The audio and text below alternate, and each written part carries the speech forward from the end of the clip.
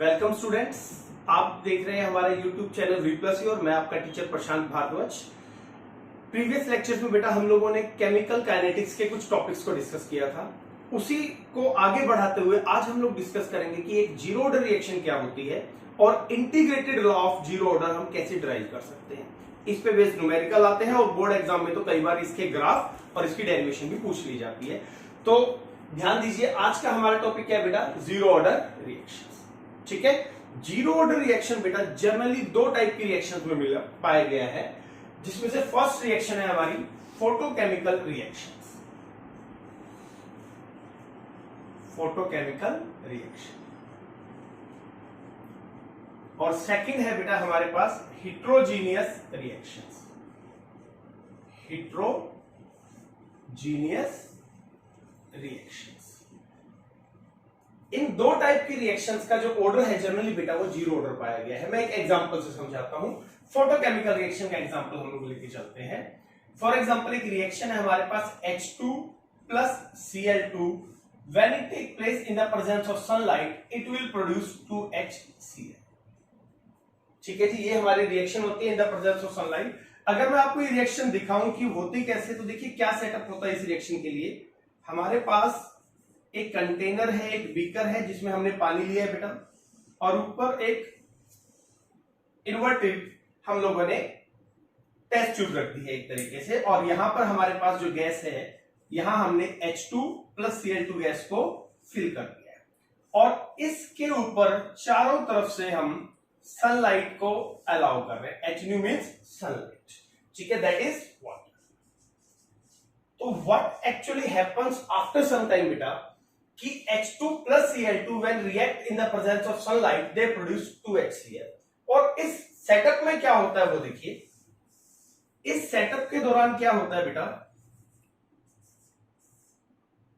कि जो हमारी टेस्ट ट्यूब है, मान लीजिए यहां पर वाटर का लेवल ऊपर आ जाता है। रिमेनिंग अभी भी क्या है हमारे पास H2 plus Cl2, still light is fall on this beaker और you can say test tube, और जो वाटर है वो एज इट इज है। अब सवाल उठता है कि सर रिएक्शन क्या हुई है और ये पानी का लेवल ऊपर कैसे आ गया? होता क्या है बेटा, H2 और Cl2 जब रिएक्ट करके 2HCl बनाते हैं तो ये जो HCl है ये वाटर में सोल्यूबल होती है।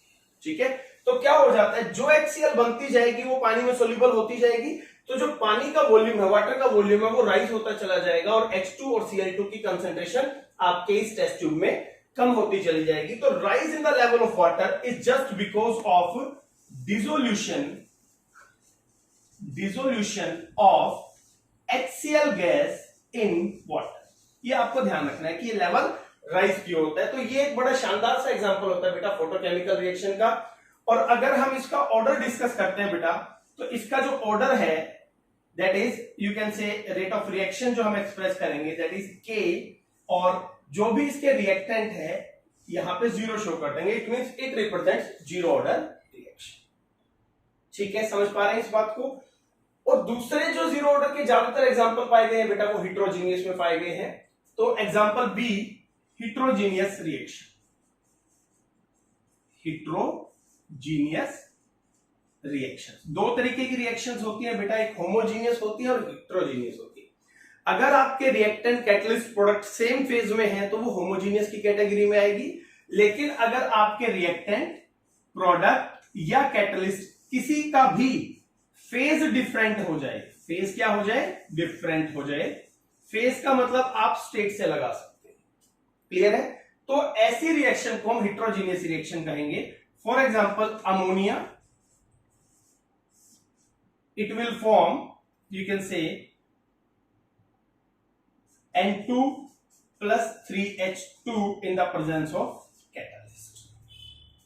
तो ये जो रिएक्शन है बेटा ये भी हमारे पास किस ऑर्डर की रिएक्शन है? जीरो ऑर्डर की रिएक्शन है। तो आपको जनरली याद रखना है कि हिट्रोजीनियस रिएक्शंस और photochemical reactions are comes under the category of zero order reaction. और how we can represent zero order reaction? The way to represent zero order reaction, R for rate of reaction, K reactant को हम A से represent करते हैं और इसकी power हमारे पास zero हो जाती है। तो that is known as representation of zero order reaction. Note कीजिए। फिर हम integrated law of zero order पे बात करेंगे और उसको डिराइव करेंगे। तो फटाफट से नोट कर लीजिए, फिर हम लोग जाएंगे integrated rate law of zero order reactions. तो चलिए बेटा, अब हम लोग बात करते हैं integrated rate law, integrated rate law for a zero order reaction.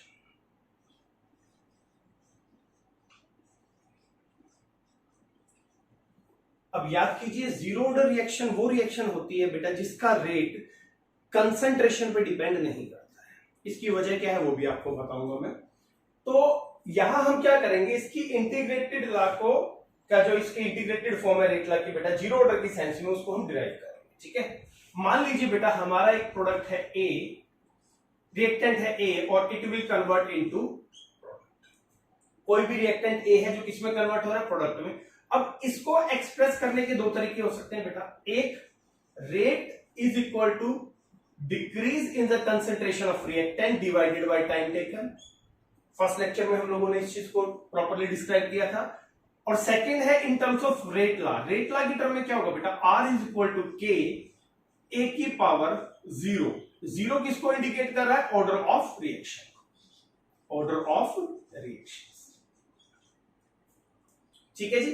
तो इफ रेट इसके इक्वल है और रेट लॉ से रेट इसके इक्वल है, तो we can say this is equal to this. तो हम इसे कैसे कर सकते हैं, minus D A by D T is equal to K A की पावर जीरो। और आपको पता है बेटा, अगर किसी चीज की पावर जीरो है तो यहां कुछ भी चेंज करेंगे तो वैल्यू 1 आएगी। फॉर एग्जांपल, अगर मैं यहां 2 कर दूं तो भी 1 आएगा, 10 कर दूं तो भी 1 आएगा, 100 कर दूं तो भी 1 आएगा। तो हम क्या कर सकते हैं, इसको इग्नोर कर सकते हैं। तो ये कैसे लिखा जा सकता है बेटा, d इज इक्वल टू, ठीक है, dt को अगर हम लोग इधर ले जाएं तो माइनस डी ए, मोलर कंसेंट्रेशन की फॉर्म में आपको दिखाना है, इज इक्वल टू के डी। साइन चेंज करने पे क्या हो जाएगा, इज इक्वल टू माइनस के डी। समझ पा रहे ना। एक हमने सिंपल तरीके से रेट को एक्सप्रेस किया, एक रेट लॉ की फॉर्म में किया, दोनों इक्वेशंस को एक दूसरे के इक्वल रख दिया और फिर हम यहां तक सॉल्व करते हुए आगे। अब यहां हमें क्या करना है बेटा, हमें करना है इंटीग्रेशन बाय इंटीग्रेशन, या यू कैन से बाय इंटीग्रेटिंग बोथ साइड्स।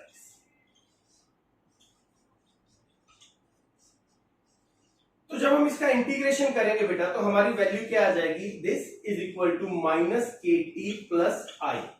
यहां जो आई है बेटा वो इंटीग्रेशन कांस्टेंट है। कहीं कहीं पे आप इसको सी की फॉर्म में जानते हैं, यहां हम इसको आई की फॉर्म में लिखते हैं, इंटीग्रेशन कांस्टेंट। क्लियर है, आ रही बात समझ में। तो अब यहां एक चीज और जाननी जरूरी है बेटा, कि जब भी कोई रिएक्टेंट होता है उसकी कंसंट्रेशन को दो तरीके से एक्सप्रेस करते हैं, एक ए नोट की टर्म में और एक ए की टर्म। अब ए नोट और ए क्या है और उनमें क्या डिफरेंस है। ए नोट होता है बेटा जी initial concentration, the word is initial concentration, ठीक है जी। और ए होता है बेटा concentration at time T. T can be anything, depend upon the numerical problem. मैं समझा देता हूं। मान लीजिए बेटा हम कोई भी चीज घर में लेके आते हैं, फॉर एग्जांपल 2 लीटर की कोल्ड ड्रिंक ले आए हम लोग, तो शुरू में जो 2 लीटर है वो उसकी इनिशियल कंसंट्रेशन है। उसमें से मान लीजिए हमने क्या किया, 1 ग्लास कोल्ड ड्रिंक कंज्यूम कर दी, तो जो बची हुई है वो ए से represent, concentration at time T. जिस टाइम पे आप कंसंट्रेशन को स्टडी करें वो रिप्रेजेंट होता है ए से, और शुरुआत में जो कंसंट्रेशन होती है बेटा वो ए नॉट से। ठीक है, समझ पा रहे हैं इसको। इसी चीज को हम लोग ए और ए माइनस एक्स से भी रिप्रेजेंट कर सकते हैं। क्लियर है। मैं एक इक्वेशन के थ्रू बता देता हूं आपको।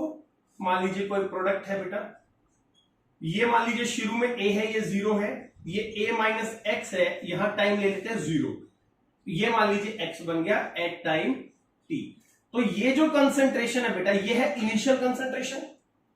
अब यहां तक आते हैं तो क्या हुआ है बेटा, एक्स कंज्यूम हो गया, तो बचा कितना, ए माइनस एक्स। तो ये जो होता है ना ए माइनस एक्स, इसे हम बोलते हैं कंसंट्रेशन एट टाइम टी, और इसे हम कह देते हैं बेटा जी कंसंट्रेशन, और यू कैन से इनिशियल कंसंट्रेशन। ठीक है, बात आ रही है समझ में? तो अब देखिए यहां समझिएगा, इस इक्वेशन को मैं एक बार दोबारा यहां लिखता हूं बेटा। क्या है हमारे पास? A naught minus K T और plus suppose if time t is equal to 0, इसका मतलब क्या हुआ बेटा? रिएक्शन शुरू ही नहीं हुई, टाइम क्या है? 0 है। तो अगर टाइम 0 है तो इस पे क्या फर्क पड़ेगा वो समझिए। एक बार इसको दोबारा लिखते हैं, फिर इसमें होने वाले चेंजेस को पढ़ेंगे। के प्लस, तो अगर टाइम 0 है बेटा तो ये टर्म आपकी 0 हो जाएगी, समझ पा रहे ना? माइनस के टी क्या है? 0। और अगर टाइम 0 होता है बेटा तो जो ए होता है वो किसके बराबर होता है? ए नॉट के बराबर। फॉर एग्जाम्पल आप 2 लीटर की कोल्ड ड्रिंक लेके आए और आपने उसको ओपन ही नहीं किया, कंज्यूम करना शुरू ही नहीं किया, तो बची हुई कंसेंट्रेशन कितनी होगी? ए नॉट ही होगी। आई कितनी? 2 लीटर, आपने पी नहीं, रिएक्शन शुरू ही नहीं हुई, प्रोसेस शुरू ही नहीं हुआ, तो बची हुई कंसेंट्रेशन भी क्या होगी? जिसको हम ए बोलते हैं बेटा, वो भी ए नॉट के बराबर। क्लियर है? समझ पा रहे हैं इस बात को? तो हम क्या कर सकते हैं बेटा, ए की जगह ए नॉट को इंप्लीमेंट करें तो क्या हो जाएगा इस इक्वेशन में? ए नॉट के टी हमारा 0 हो चुका है is equal to when time t is equal to 0। तो अब i की जगह हम लोग इस इक्वेशन में a नॉट को इंप्लीमेंट करेंगे, क्या आ जाएगा हमारे पास? Minus K T plus A not आ जाएगा। के टी को अगर इधर ले जाएं तो K T is equal to A naught minus A. एक बार दोबारा सारी टर्म समझ लीजिए बेटा। के क्या होता है? ये आपका रेट कांस्टेंट होता है, और यू कैन से वेलोसिटी कांस्टेंट। टी क्या है बेटा जी? टी टाइम है। ए नॉट क्या है बेटा? ये इनिशियल कंसंट्रेशन है, और ए क्या है? ये है कंसंट्रेशन एट टाइम टी। जब तक आपने रिएक्शन को होने दिया उस टाइम पे जो बची हुई कंसंट्रेशन होती है वो ए। ठीक है, तो यहां से अगर हमें के निकालना है बेटा तो क्या फॉर्मूला बन जाएगा? टी इधर आ जाएगा, ए नॉट माइनस, और अगर टी निकालना हो तो के इधर आ जाएगा, ए नॉट माइनस। तो ये होता है बेटा के और टी निकालने का formula for integrated rate law having a 0 order. ठीक है, तो ये तो हमारे पास एक बेसिक रिजल्ट तैयार हो गया। अब इससे रिलेटेड कुछ फार्मूलाज तैयार होते हैं बेटा जिन पे ऑब्जेक्टिव या न्यूमेरिकल्स आते हैं, तो एक एक करके वो देखते हैं। जिसमें सबसे पहला होता है हमारे पास half life period. Half life period, अभी हाफ लाइफ पीरियड की डेफिनेशन क्या है बेटा? पहले समझ लो, वो टाइम जिसमें आपकी इनिशियल कंसंट्रेशन आधी रह जाए। मान लीजिए 2 लीटर की कोल्ड ड्रिंक थी और आपने 15 मिनट में उसको कंज्यूम करके 1 लीटर पे ले आए आप उसको, तो हाफ लाइफ पीरियड 15 मिनट। कोई भी चीज जो हम हाफ ले जाने में जितना टाइम लगता है वो उसका हाफ लाइफ पीरियड होता है। क्लियर है? तो हाफ लाइफ पीरियड को रिप्रेजेंट किससे करते हैं बेटा? टी हाफ से इसको रिप्रेजेंट किया जाता है, टी। तो अगर हाफ लाइफ का फॉर्मूला निकालना है तो समझिए टी हाफ, क्योंकि हाफ लाइफ है तो टाइम को हम ये करेंगे, बाकी का फॉर्मूला क्या है? 1/k initial concentration. अब ये बताइए हाफ लाइफ के बाद या हाफ लाइफ आने पर कितनी कंसंट्रेशन बची होगी? सोच के देखिए, हाफ लाइफ आने के बाद कितनी बची होगी बेटा? इनिशियल का हाफ बचा होगा ना, क्योंकि हाफ लाइफ पीरियड होता क्या है? जिसमें इनिशियल का हाफ खत्म हो जाए, तो बचेगा भी कितना? इनिशियल का हाफ। अभी इनिशियल क्या है आपके पास? ए नॉट, और इसका हाफ। क्या ये बात आपको समझ में आई है? बची हुई कंसंट्रेशन कितनी है? शुरुआत में जो आपने ली थी उससे आधी बची हुई है, तो मैंने ए की जगह ए नॉट बाय 2 कर दिया। क्लियर?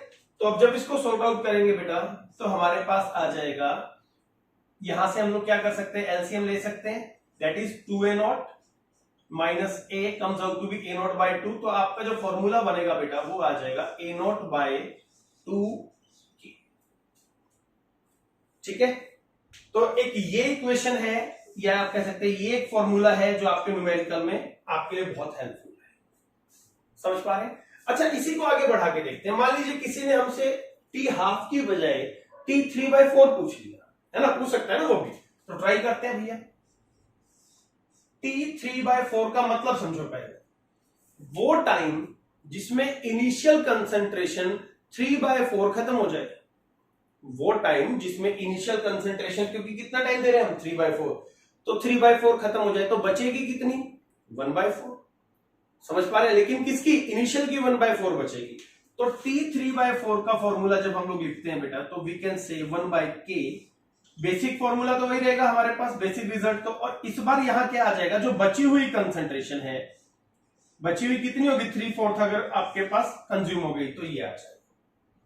तो जब आप इसको सॉल्व करेंगे, अगेन आपकी वैल्यू आ जाएगी बेटा 3a0/4, तो ये आ जाता है 3/4 निकालने का। बाई चांस किसी ने आपसे ये पूछ लिया कि भाई 100% रिएक्शन को कंप्लीट होने में कितना टाइम लगेगा, ठीक है, तो अब T100 निकाल लेंगे हम। फॉर्मूला सेम रखना है, इनिशियल कंसंट्रेशन तो कभी बदल ही नहीं सकती है, बदलेगा कौन रिएक्शन के साथ, बची हुई कंसंट्रेशन। और जब रिएक्शन खत्म होगी बेटा, कंप्लीट हो गई, तो बचा क्या, कुछ भी नहीं बचा, तो यहां पे अब हमारे पास आ जाएगा 0 आ जाएगा इस तरीके से। तो जो हमारा फॉर्मूला बनेगा that is A0/, molar concentration.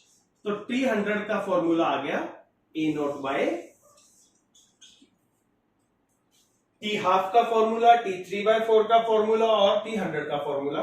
कई बार एंट्रेंस एग्जाम में इनमें रिलेशन पूछ लेते हैं। फॉर एग्जांपल किसी ने आपसे कहा कि T3/4 एंड T½ में क्या रिलेशन है, तो आप क्या करें, T3/4 लिखें, इसका फॉर्मूला लिख दें, डिवाइडेड बाय 1/2 लिखें, और इसका फॉर्मूला लिख दें, ये क्या आ जाएगा A0/2। रेशियो तो ऐसे निकलेगी आपकी T3/4 का फॉर्मूला और T1/2 का फॉर्मूला। अब जो इसको सिंप्लीफाई करेंगे तो क्या बन जाएगा 3A0, 2 के ऊपर चला जाएगा, नीचे क्या आ जाएगा A0, और यहां पे क्या आ जाएगा बेटा हमारा 4, ठीक है। ये टर्म नीचे आ जाएगी, ये टर्म ऊपर, तो जो कैंसिल हो रहा है उसको कैंसिल कर दो, ठीक है जी। तो हमारी वैल्यू आ गई 3/2। तो यहां से एक बात समझ में आती है बेटा कि T3/4 इज इक्वल टू 3/2 और ऑफ T½ इसका मतलब क्या हुआ, इसका मतलब ये हुआ बेटा कि फॉर एग्जांपल अगर कोई हमें कहता है कि एक रिएक्शन का हाफ लाइफ पीरियड 20 मिनट्स है, 3/4 टाइम पीरियड निकालिए, तो अब क्या करेंगे आप 3/2 multiplied by 20, that comes out to be 30 minutes. आपका डायरेक्ट क्वेश्चन हो जाएगा बेटा, पूरा फॉर्मूला पुट करने की आपको जरूरत नहीं पड़ेगी। समझ पा रहे हैं इस बात को, T½ निकाल सकते, कुछ भी निकाल सकते हैं, जो भी वैल्यू वो आपको दे, 2/3 दे रहा है बेटा, तो 2/3 अगर कंज्यूम हुई तो जो बची कितनी 1/3, वो आप यहां रख दें तो आपके पास आ जाएगा। और इसका एक शॉर्टकट बताता हूं बेटा, जो भी वो रेट पूछता है ना, वो सीधा सीधा आपने क्या करना होता है, A0/k रखो और उसके सामने वो रख दो। जैसे फॉर एग्जांपल हाफ होगा तो यहां हाफ रख दो, 3/4 कोई पूछे तो 3/4 रख दो, उसका रेट बन जाएगा। 2/3 पूछे तो 2/3 रख दो, यहाँ पे 1/3 पूछे 1/3 रख दो। तो डायरेक्ट मेथड आपके पास, ऑब्जेक्टिव्स में शॉर्टकट फॉर्म में आपका कैलकुलेट होता है, ठीक है जी। आ रही है बातें समझ में। तो ये कुछ रिजल्ट थे बेटा, या इंटीग्रेटेड रेट लॉ की कुछ डेरिवेशन थी, कुछ रिजल्ट्स थे जो हमने स्टडी किए हैं। एक बार जल्दी से और ले लीजिए। Integrated rate law for zero order reaction, एक रिएक्टेंट ए है जिसको हमने प्रोडक्ट में कन्वर्ट किया। एक तरीका तो ये है -dA/dt, change in the concentration of reactant divided by time taken. Negative क्यों है, क्योंकि rate can never be negative. Second क्या है, रेट लॉ की टर्म में R is equal to K, K क्या होता है, रेट कांस्टेंट, A की पावर 0, ये 0 क्या इंडिकेट कर रही है बेटा, ऑर्डर ऑफ रिएक्शन। तो ये बन जाएगा, यहां से हमने दोनों इक्वेशंस को इक्वल पुट कर दिया और सॉल्व करते हुए हम लोग यहां पर आ गए, और ये हमारे कुछ रिजल्ट्स तैयार हुए। तो एक बार इसका स्क्रीनशॉट ले लो। फिर इससे रिलेटेड कुछ ग्राफ होते हैं बेटा जो हमें स्टडी करने होते हैं, जो एग्जाम पॉइंट ऑफ व्यू से बहुत जरूरी है, फिर हम लोग उसका डिस्कशन करेंगे। तो फटाक से इसका आप स्क्रीनशॉट लो और इसे एक बार प्रॉपर वे में डाउनलोड कर लो, और कोई दिक्कत है तो फिर प्रॉपर वे में नोट डाउन कर लो, दिक्कत है तो फिर बताओ। चलिए बेटा, अब integrated rate law for zero order पे कुछ ग्राफ हैं जिन पे बेस्ड क्वेश्चन आते हैं, एक एक करके उन ग्राफ को स्टडी करते हैं। फर्स्ट ए, और मैं आपको बता देता हूं इसी डेरिवेशन में से वो ग्राफ बनाए गए हैं। पहली जो डेरिवेशन का रिजल्ट यूज किया गया बेटा वो ये है, इंडिकेट कर रहा हूं मैं, ये फर्स्ट ग्राफ है आपका। ओके, तो किस किस के वर्सेस है देखिए, आर और यू कैन से ए के वर्सेस है, कंसंट्रेशन एट एनी टाइम। तो देखिए ऑर्डर क्या है यहां पर, जीरो। मैं ये इक्वेशन यहां लिख भी देता हूं, are is equal to K A की पावर जीरो। अब आप अगर इसको चेंज करेंगे बेटा, आप 2 कर दें, 4 कर दें, 10 कर दें, तो वैल्यू तो हमेशा 1 ही आएगी, क्योंकि जिसकी पावर 0 उसकी वैल्यू क्या आती है 1। तो रेट हमेशा सेम रहेगा, रेट पे कोई भी फर्क नहीं पड़ेगा। आप कंसंट्रेशन को भले ही कितना भी चेंज कर दे, तो आपका ये जो ग्राफ आएगा ये इंडिपेंडेंट आएगा इस तरीके से। ये आपका फर्स्ट ग्राफ है, ठीक है, आसान है। सेकंड बी की बात करते हैं बेटा। बी में आपको ये वाली इक्वेशन उठानी है, ये आपका, आप यू कैन से सेकंड और बी। तो अब यहां पे देखिए, आपको पता है एक स्ट्रेट लाइन इक्वेशन होती है, y is equal to M X plus C. Mathematics में आप लोग इसको यूज करते हैं। तो अगर हम ग्राफ बनाएं, y और x के वर्सेस हम ग्राफ बना रहे हैं, तो क्या आ जाएगा बेटा हमारे पास, मान लीजिए हम लोग लेके चल रहे हैं यहां पर, y क्या है हमारा a, और मैं अब पहले एक बार ये आप फॉर्मूला देख लो ताकि आपको इजी हो जाए इक्वेशंस को अप्लाई करना। ये है आपके पास, x क्या है बेटा, t है आपके पास, तो ये y हो गया, ये x हो गया बेटा। तो ये वैल्यू क्या होती है बेटा, दिस इज कॉल्ड स्लोप, समझते हैं ना, और ये वाली वैल्यू दैट इज इंटरसेप्ट।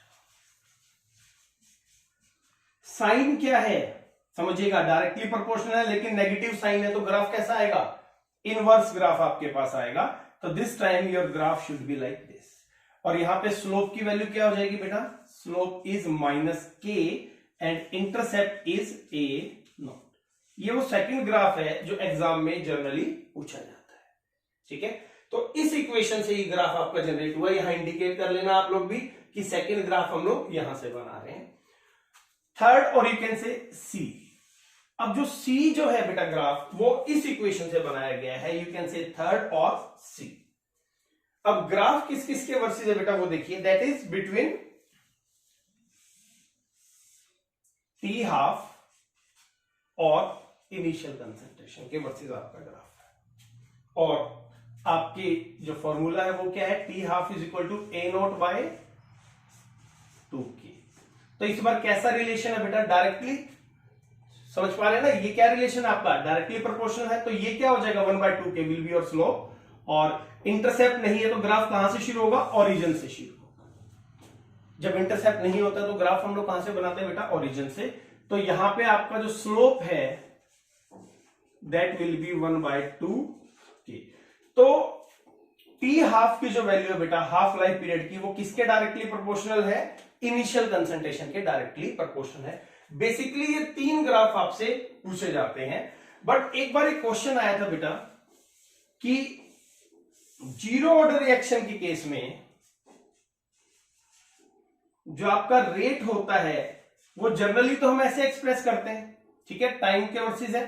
तो अब देखिए क्या होगा, लेकिन अब देखिए टाइम के साथ साथ क्या होगा, रेट पे तो कोई फर्क पड़ना नहीं है, रेट तो क्या ही है। लेकिन जब रिएक्शन कंप्लीट हो जाएगी ना बेटा, ध्यान रखिएगा, सडनली आपका जो रेट है वो 0 हो जाएगा। ये कब होगा, व्हेन रिएक्शन कंप्लीट।